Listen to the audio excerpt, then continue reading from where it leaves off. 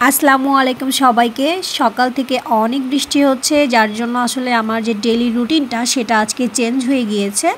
That's why আমি বাসায় বসে বোর হচ্ছি, তো ভাবলাম একটু ভাজা পোড়া খাওয়া যাক। যেহেতু বৃষ্টির দিনে ভাজা পোড়া, খিচুড়ি এগুলা খেতে খুবই ভালো লাগে। যদিও আমার দুপুরের এবং রাতের রান্না কমপ্লিট হয়ে গিয়েছে, যার জন্য আমি এখন খিচুড়ি রান্না করব না, তাহলে আমার সব খাবারগুলো বাসি হয়ে যাবে। তাই আমি আসলে এখানে কিছু ব্রেড নিলাম, যেটা আমি হালকা তেলে একটু ভাজি করে নিয়েছি। 1 কাপ লাল চা খাবো কড়া করে, আর সঙ্গে হচ্ছে ডালের বড়াটা ডুবো তেলে ভেজে নিচ্ছি।